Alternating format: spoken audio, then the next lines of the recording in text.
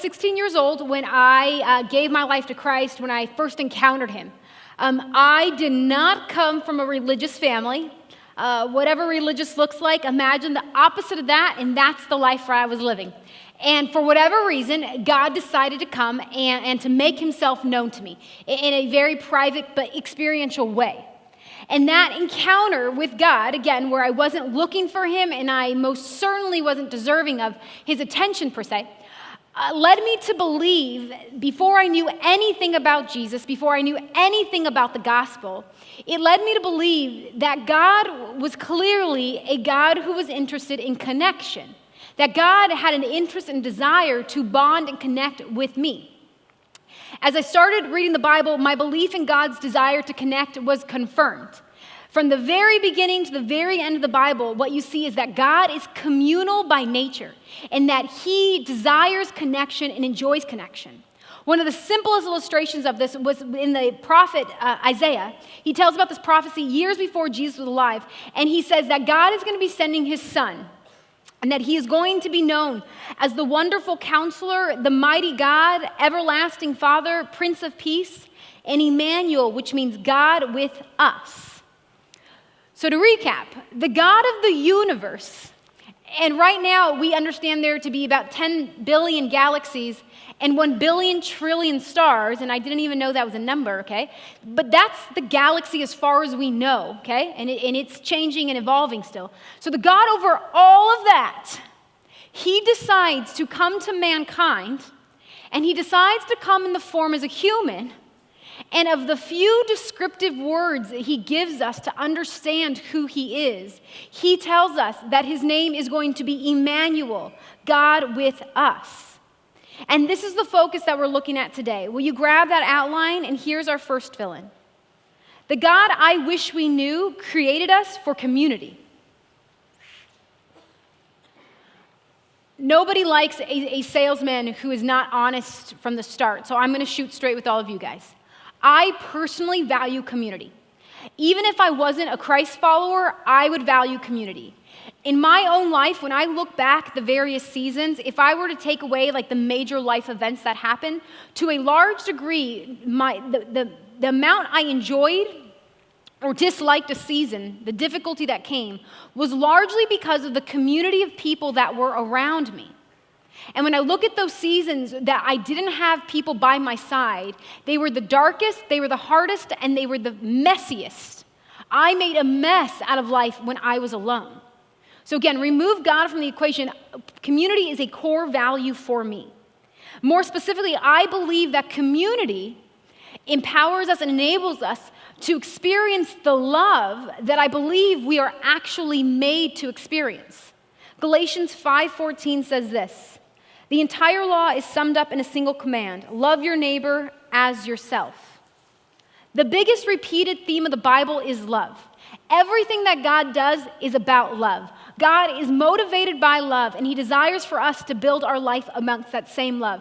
And when we talk about love, I want to be super clear. Love, it is warm, it is soft, it is gentle. It's all those kinds of words, okay? But love is dynamic. When you read about the kind of love that Jesus exhibited, when you read what love is supposed to be in the Bible, you see that love is also tenacious, it is strong, it is confident, it's like gritty. There is resolve and there is courage. It's the kind of love that will stand in the front line and protect people. It's the kind of love that will enter the arena and fight on your behalf. It's these two sides of love that together make love trustworthy, that make love reliable, that make us feel safe. We are made for both sides of love. And science tells us the very same thing. Scientists no longer argue if we are made for attachment, connection, bond, and love. It's absolutely clear in the world of science that we are biologically and psychologically and physically made in all senses of the word for love and attachment and connection.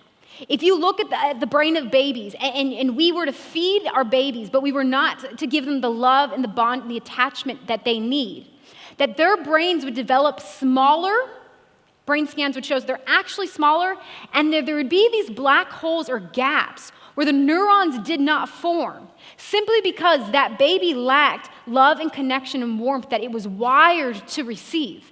And the implications of those lack of neurons would have sad and negative lasting impacts for the rest of their life, very likely. And in worst case scenario, could also lead to death. There's this famous research from Harvard that looks at the lives of these people, and for years and decades, they're tracking the lives of these men. And the number one predictor of how happy and content people were was the quality of relationships these people had on their side. MRI studies are now showing us that rejection and physical pain activate the very same parts of the human brain. So much so that when we are feeling rejected, by taking Tylenol, we can actually decrease the pain that rejection elicits. Research in leadership is showing us that people who reach their goals more often than not, they are people who are connected in healthy and loving support systems by other people. There's this cool research that's also telling us that people who eat unhealthy diets but are part of close-knit communities, that they actually live longer on average than people who eat healthy food and live isolated. Which means every time I eat Lolitas with my friends, I'm doing something good. Thus proving what I knew all along. Burritos, they are good for us, okay? So if you learn nothing else, eat burritos with your friends, okay? So the science is clear. It's backing up exactly what the Bible tells us, that from the womb to the tomb, we are made for relationships. We're made for connections. But what the Bible and science don't tell us, they don't tell us exactly how this is supposed to look. There's no black and white formula for how love, bond, attachment, and connection works Monday through Sunday in each of our individual lives, which makes complete sense because we're really different people, and life seasons look really different in all of our lives. The guy or the woman who's recently retired and they went from working 40 plus hours a week to now they're not working those hours, how they do community, love, and attachment is gonna look different than when they were spending 40 plus hours a week in the office. The parents with young kids at home, with little babies and toddlers, that's my demographic right now. Like, I'm constantly running up against this wall of realizing having a toddler changes how community looks sometimes. There's people, like my sister and my brother-in-law, who recently just changed jobs. They both changed jobs, so now their jobs are in different locations. There's a different rhythm at their work. Their whole life is having to be readjusted when it comes to this, how community looks, because of their jobs changing. Right now, I have a ton of friends in college, and of those friends who actually care about their grades, they are restructuring their whole lives right now because a whole new semester at school is starting, and their demands have shifted. New things are required of them. Life is fluid, so we can expect that the way that we engage in community and love and bonds and attachments is also going to be fluid. And beyond the different life seasons that you and I have throughout life, which are totally normal and to be expected, there is this reality that we are wired very differently. There are people who are wired for like 10 and 12 and 15 like good friends, and they need like all these people in their boat in order for life to be like complete. And I know that there's a lot of other people, and research supports this too, that there's other people who really kind of need 2 or 3, maybe 1 good friend in the pocket, and they can thrive and feel loved and connected and attached. And then there's this whole world of introverts and extroverts, okay? Discovering that I was an introvert and actually doing research on what being an introvert means has helped me to find my groove like no other. Our society celebrates extroverts, and extroverts are awesome. But as an introvert, sometimes it can feel like we're doing it all wrong, but that's just the way we're wired. And learning how to process that out is important, which is the point of this whole section, which is you need to figure out how this looks in your life. I can't figure it out for you. The person sitting next to you can't solve this for you. You need to figure this out. And fittingly, God is in the business of helping us figure out what we really need. Psalms 139 tells us, "Explore me, O God, and know the real me. Dig deeply and discover who I am." To figure out how this looks in your life, you're going to need to get honest with yourself. I believe you're going to want to get honest with God. I have known people who are so stuck they need to go to therapists about this to really figure out how is this supposed to look. Maybe you need to find a mentor, but the bottom line is you need to engage and figure out what does this look like for you. In my own marriage, this has been a topic that me and my husband have had to address together.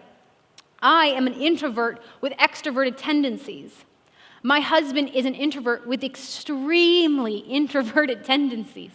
Okay? So throughout the course of our marriage, we have had to discuss, which really means fight, right? We all know that, right? We've had to discuss how this works for us as a couple.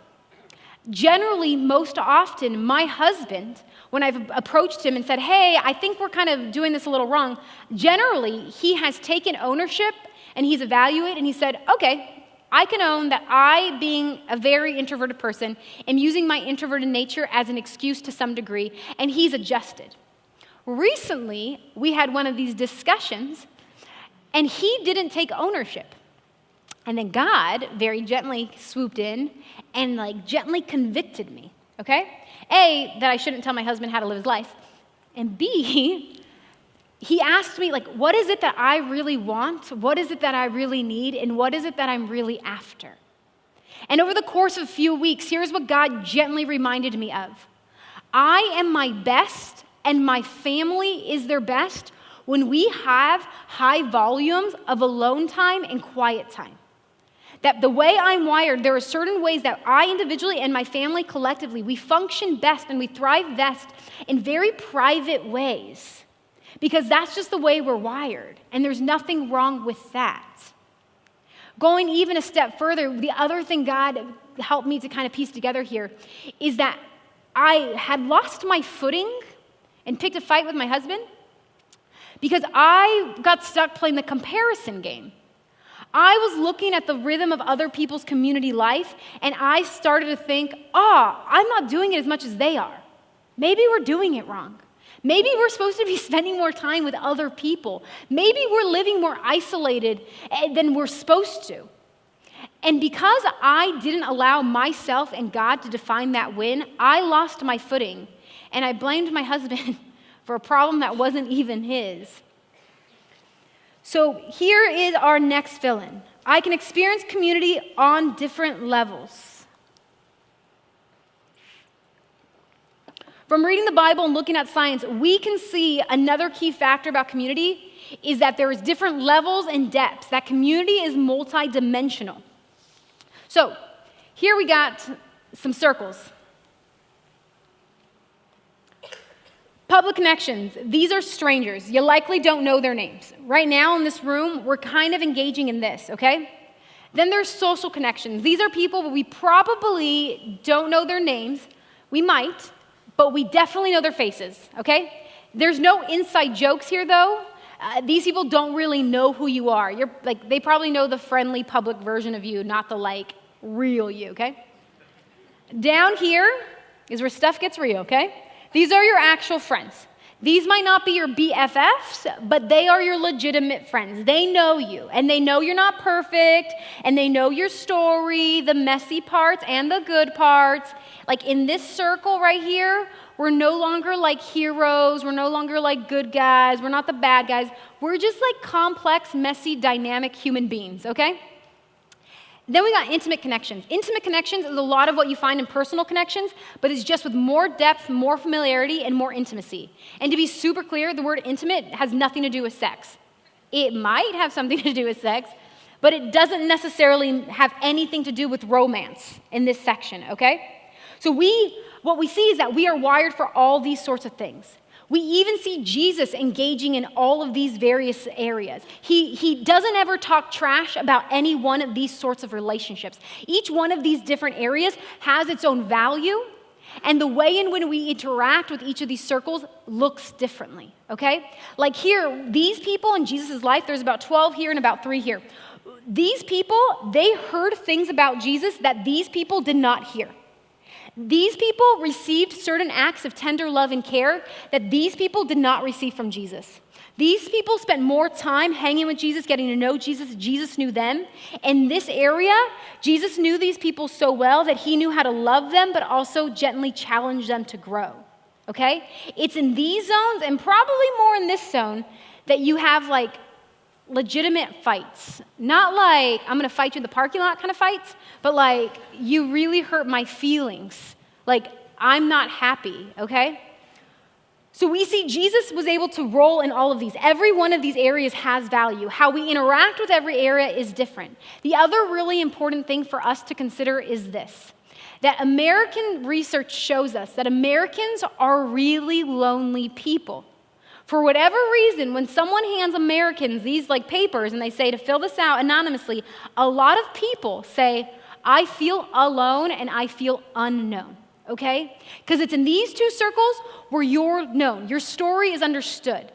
There's truth and there is love in these two circles. Very special things happen in these circles that cannot happen, generally speaking, in this circle.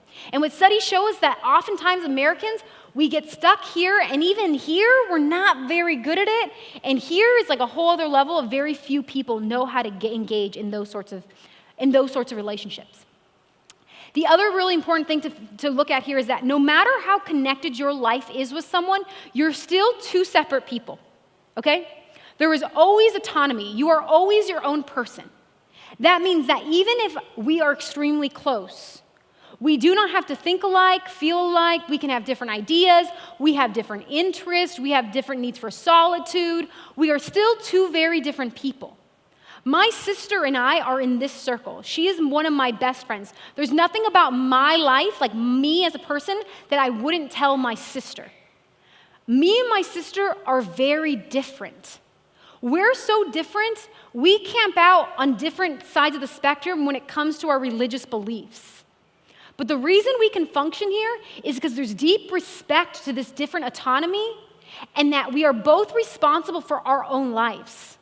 I'm responsible for my life. She's responsible for her life. So we function in this zone, but we never lose our sense of self. So the other thing to remember here is that these circles can be very fluid, and that not everybody, like the goal is not to get everybody from up here into these zones. In fact, Proverbs 26 tells us this. The righteous choose their friends carefully, but the way of the wicked leads them astray. So what that verse is telling us is that we have to choose with great intentionality who our friends are.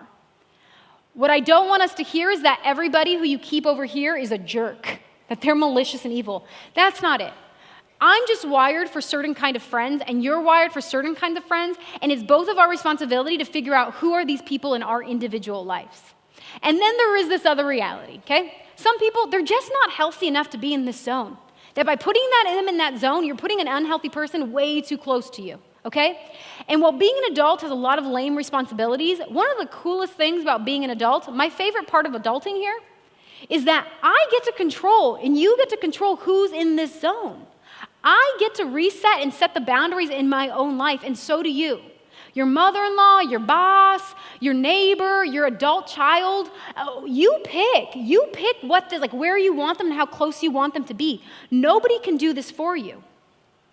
The other really important thing to acknowledge is that these circles, while they move, can feel really vulnerable. Friendships moving from this zone or to this zone or vice versa, flowing into this direction, can feel really vulnerable. And when we feel vulnerable, we oftentimes have a disposition to get ugly, okay? We don't like feeling vulnerable, and usually that's when the claws come out, okay? Relational tension and transitional tensions that happen in relationships are gonna feel vulnerable. When things are changing, whether a good way or a bad way, it's very normal for us to feel very uncomfortable and for us to be reminded of how little control we have in life. Like the most extreme examples of this stuff shifting may be divorce or maybe marriage. But it could also be your best friend moving away to college. It could also be your friend getting married so their life looks different, whatever it is. In that vulnerability, we are reminded that we don't have a lot of control of how life works outside of our own being. That there's this whole other area of life we just do not control. One of my greatest, deepest regrets as a human being happened in my mid-20s. I had a friend in this zone. Clearly life was shifting where we were gonna, this is the zone that God was, we should have been in, okay? Hindsight's always helpful, right? So we were in this zone, things were trying to shift here. We both, in our own unhealthy ways, white-knuckled the change, and we resisted the change. And what happened was things blew up, and things got dirty. And I hurt a friend, and a friend hurt me. And I lost a friendship that here we are years later, and I'm still that one sucked. Because I really liked who she was. And even though we were able to reconcile, in the sense that like if we can hang out, we've both acknowledged and looked each other in the eye and have said sorry, and we've had healing hugs kind of thing. We've never been able to recreate this. We're here. We might one day, but we're not. We're here, okay? I wish I had given her and myself more grace as we were transitioning, because I think we would have been fine living in this zone. But I didn't handle that transitional tension well, and things blew up. Because change, and research tells us this, is hard.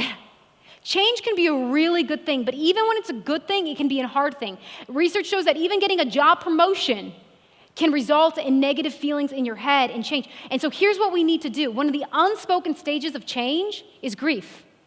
If things are shifting in your life in any way and it's hard for you and you're sad, you need to grieve it. And nobody else can determine what's sad in your life and what's not sad in your life. If it matters to you, then it matters. And you've got to grieve it. And here's the cool thing about grief. When we grieve well, we are able to enjoy the good stuff that's going to be coming to us in the season to come. But we have to be able to grieve well. Okay, next up, regardless of the level of community we aim to enjoy, I experience community by taking steps. One of the really cool things about friendship, right, which we talked about, is that nobody can force it on you. One of the unfortunate things about friendship is that nobody can force it on you. You have to take steps. You have to take ownership. This is the process you must own. You choose to make the investments. You have to be the one to do the hard work. Nobody can do it for you. As a pastor and as someone who is in community, I very regularly hear that people are frustrated and hurt because they don't have community. It's like they want to be living in this like results phase of community. And as someone who has it and who gets to observe it all the time, I don't think there's ever this like results, like I did it, check the box phase of community. I think community is more of like an endless journey that we're constantly taking steps to invest in. And that's how we enjoy community. It's by constantly taking steps. Donald Miller, one of my favorite writers and thinkers, was talking about his business in this way, and I think it completely like hits the spot on what I'm trying to say. He says, like, it's like we see a farmer selling his best apples at a fruit stand on the corner. And we completely forget that all the work and investment and effort it took on the farmer's behalf to get his very best apples on the fruit stand on that corner. Everything that matters to us in life, our health, our marriage, our budget, our parenting, whatever it is, okay? Blah, blah, blah, all those things.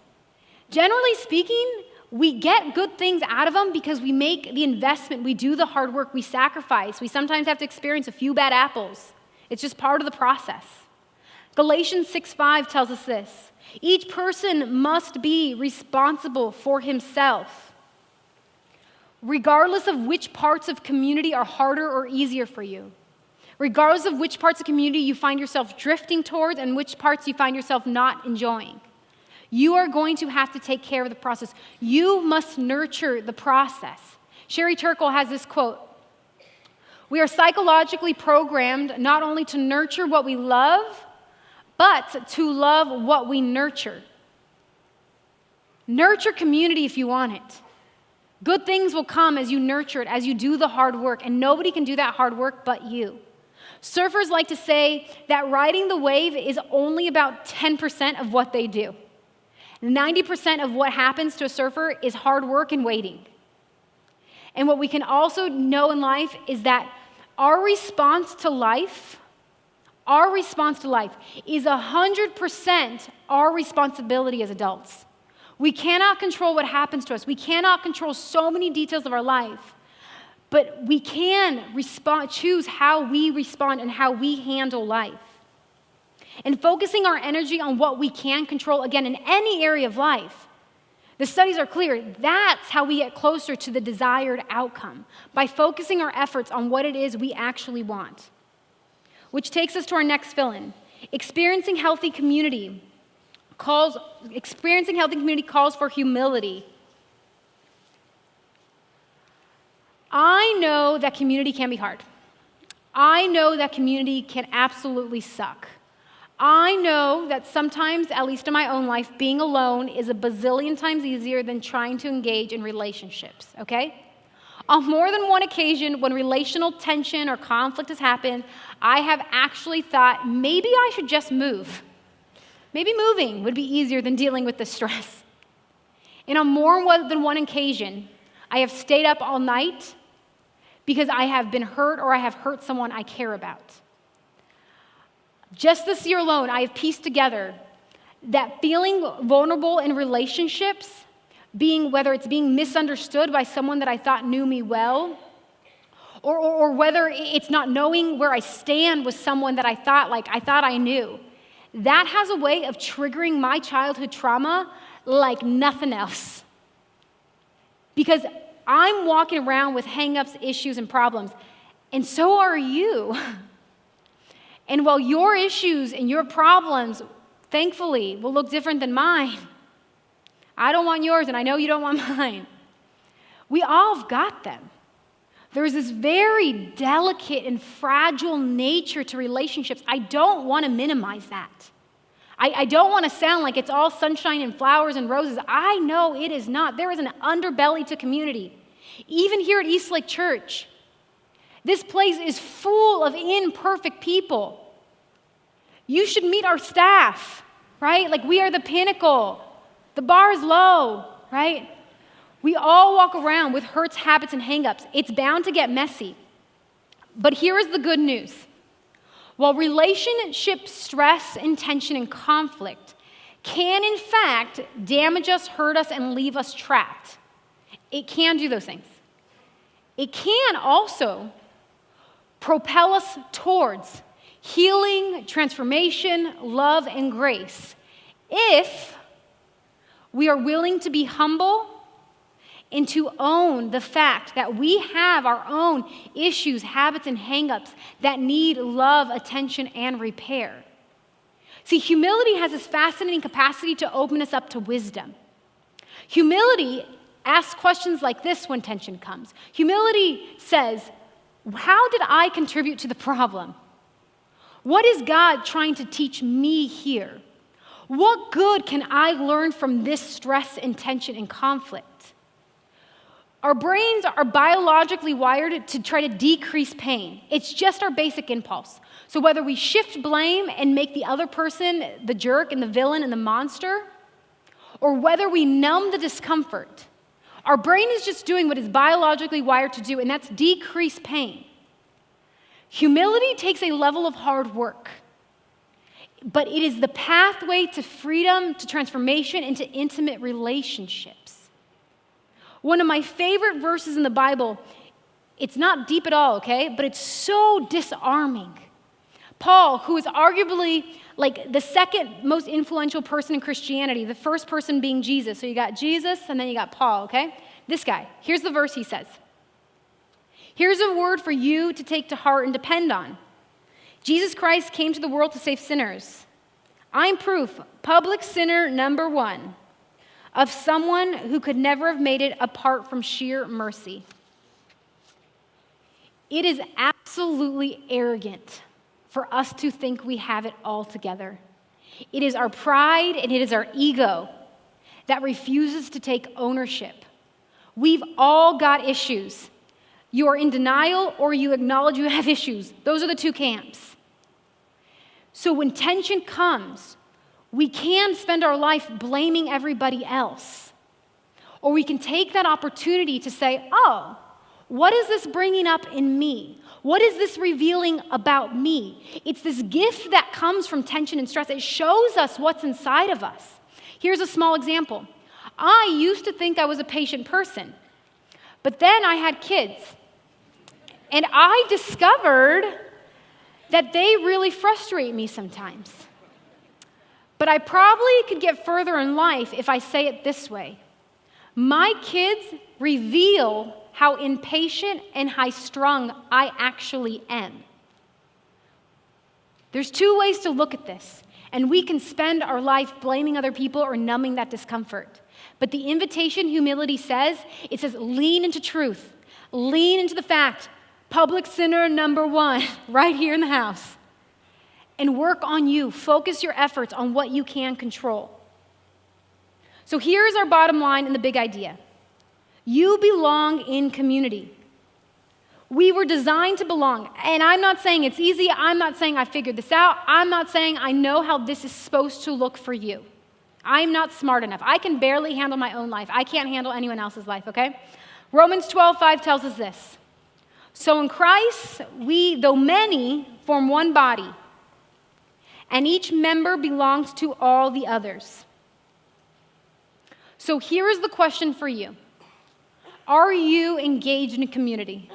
Do you feel like you belong? Do you feel connected to other human beings? Do you feel known and loved?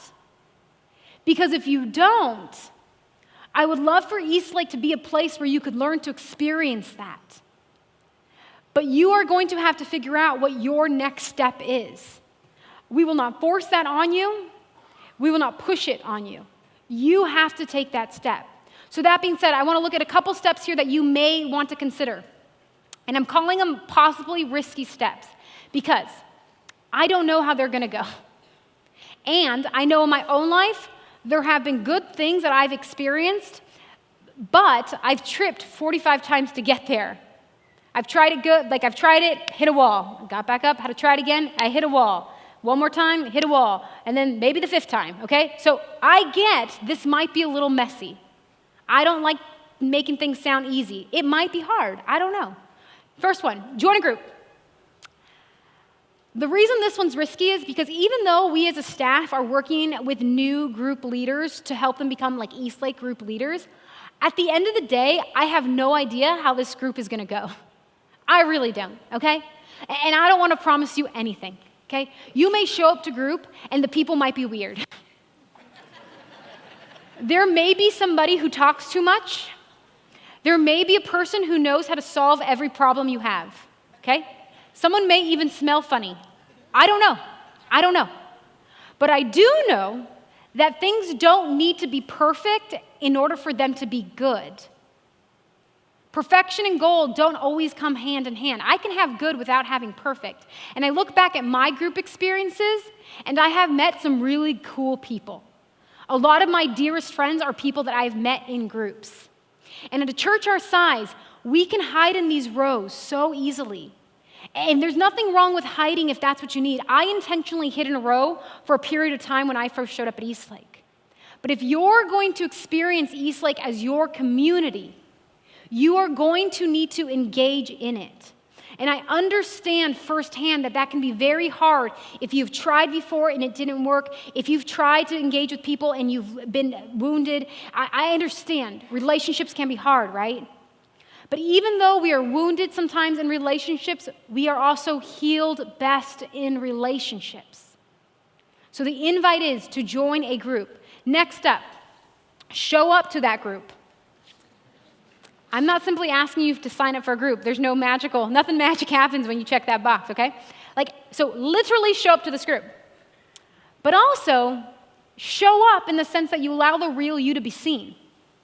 What if the real you came to group and you allowed other people to see who you really were? I'm not saying that you should be transparent. I'm not saying that you should bare your soul. I don't know these people. I don't know if that's a good idea, okay? But I think that we can be authentic and show up and be real without being 100% transparent and letting people into the most intimate places of our lives. Number 3, be open. What if you joined a group and it was awesome? What if you met your next best friend? What if you met the next mentor who helped you to grow in your relationship with Christ? What if something awesome happened simply because you took these steps and you showed up to a growth group? Our brains love to figure out the bad things that are going to happen. So my challenge is for every negative what if you think up, what if you think of a positive what if? Just own that you're ignorant. You don't know. I don't know. This could go bad. This could go good. Give yourself the opportunity to see what God may be wanting to show you here. Henry Nouwen is one of my favorite writers, and he talks about us walking as sons and daughters of God, as his child. And he says that to walk in the true nature as a child of God, that we should live each day with these open hands and this expectancy that says, I wonder what good God has in store for me here. So often we spend our life like bracing for impact, waiting for the other shoe to drop, like planning for a bad thing to happen. And I know in my own life, I have learned to do that because I felt a certain way and I never wanted to feel that way again. And survival mechanisms work in our brain to say, yeah, let's never feel that way again. So then we plan to think, if I just plan for bad, if I just brace for the impact, then I won't ever hurt as bad. And that's not true. And that's also not the invitation of our God. God is inviting each and every one of us to say, God, what good may you have for me here? Be open to the idea that God wants to do something good for you. And here's the best part of the whole community thing. We're going to jump to the top of the message. God wants to do this with you. Ephesians 5:2 says this, watch what God does and then do it. Like children, you learn proper behavior from their parents. Mostly what God does is love you. Keep company with him and learn a life of love. Observe how Christ loved us. His love was not cautious, but it was extravagant. He didn't love in order to get something from us, but to give everything of himself to us. Love like that. Studies show that people who connect best are people who know they are lovable and worthy of love. And that people who don't think they're lovable and worthy of love have a harder time connecting in intimate relationships. And when you read the Bible, it's crazy cool how often you see God saying, let me show you how lovable and worthy of love you are. Step number 1 is not to just go and be more loving. Step number 1 is just to go and make friends. No, step number 1 is to soak and acknowledge and learn and experience just how lovable of love you are, what God thinks about you. He's saying, let's walk out in the world together from this place of wholeness, not this desperate place of wanting to prove and show that I'm lovable, love me. No, but to live life saying, I know that I am lovable and worthy of love, and I know that you are lovable and worthy of love, so let's do this thing together.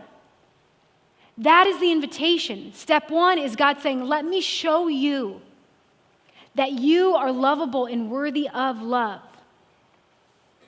If you'd grab that connection card we talked about earlier, what is your next step of application? I have no idea, but I believe that you might and God does. Do you need to join a group? Maybe you're in a group, but you actually need to take the effort to actually show up, you know what I mean? Let the real you be seen a little bit. Maybe there's people in your life who you already have friendships with and you're like, oh, I should invest in them a little bit more. Maybe I should invite them to lunch. Maybe I should take some vulnerable step and engage with them deeper. Or maybe you realize that there's some problems in your life and you're just blaming everyone else for them. Research shows us that humble people connect in community so much better. Narcissistic people are the hardest to treat and the hardest to connect with. So maybe there's something you have to own. Maybe you're jeopardizing your own level and need for connection. I don't know. Whatever it is, write it down. We'd love to pray for you. Next year, if you have decided that you need to say yes to God's love, or maybe you want to say yes to his love one more time, and you want to try doing community but in a different order, this time walking out knowing that you are lovable and worthy of love, would you check one of those boxes for us? And we'd love to send you some resources and to pray for you. Let me pray for you right now. God, you know each and every one of us. You know how loved and connected we each feel. Help us to experience your love in very real ways. Help us to engage with others in the ways that you see fit. Help us to trust that you are, in fact, inviting us into something good. And help us to say yes to whatever our next step may be. Amen.